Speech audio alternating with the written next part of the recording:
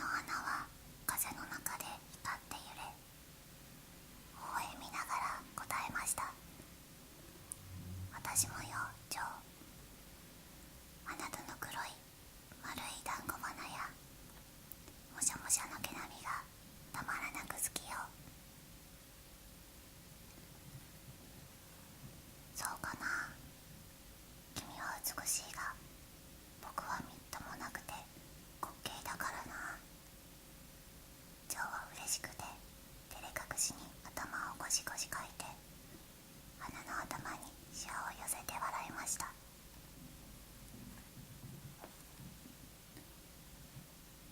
バラの花を狙っているカラスがいました。カラスはバラの花を食べようとしていたのです。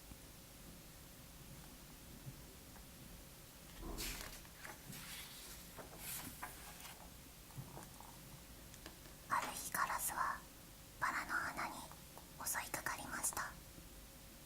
危ない。しかし茂みの中からジョーがものすごい勢いで飛び出して吠えました。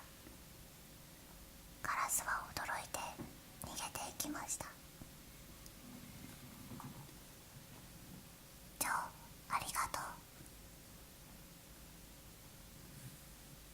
僕がついているさ。僕は誰にだって負けない。僕は強いんだ。その次の日、眠っているジョーを7羽のカラスが襲撃しました。カラスが仲間を連れてきたのです。ものすごい戦いの後、カラスはジョーに追い散らされました。でもジョーも深い傷を負っていました。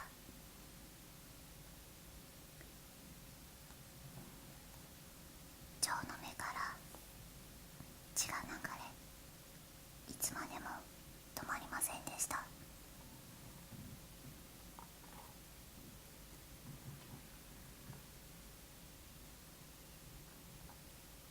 バラはジョーの上に冷たい露を夜も昼も落としました。ジョーはやっと元気になりましたが、その目は二度と開かなかったのです。ジョー、ごめんなさい。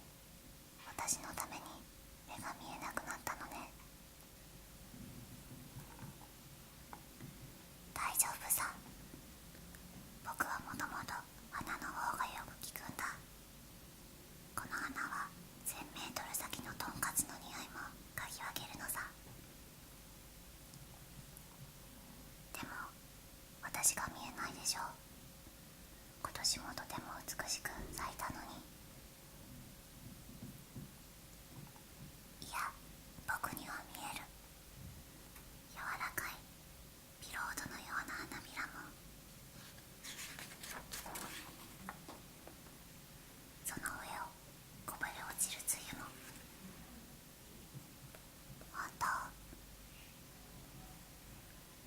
本当さ。目の見えた時よりももっとずっとはっきり君が見える。それから何年か経ったある日のこと、食べ物を探しに出たジョーは犬取りに追われました。ジョーは逃げました。昔のように速くは走れません。とうとう崖に追い詰められ、足を踏み滑らせて落ちました。しばらくしてジョーは崖の下の赤土の山の上で気がつきました。体が痛くて手も足もバラバラになりそうでした。でも最後の気力を振り絞って歩きました。ちょうどバラの咲く頃だったのです。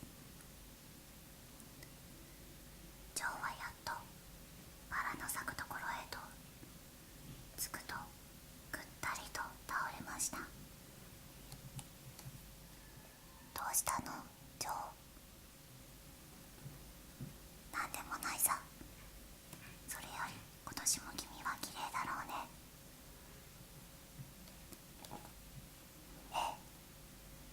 緑色の中で火が燃えるみたいに咲いていてよ。いいなあ、僕はそれが見える。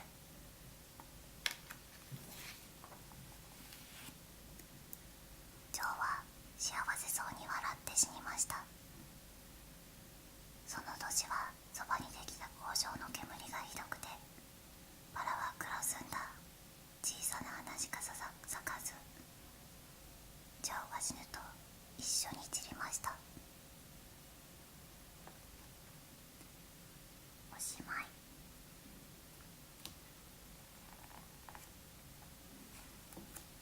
最後に、都会の空気はとても汚れて、その春のバラは本当は惨めだった。バラは嘘をついた。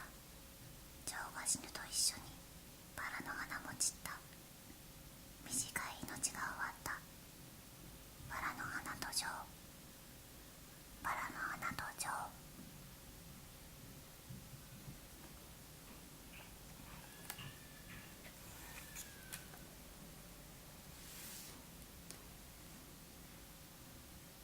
今日はやなせたかしさんの十二の真珠の本の中からバラの花とジョーというお話を朗読しました。バラの花と犬のジョーの友情と優しさがとても伝わってきたお話でした。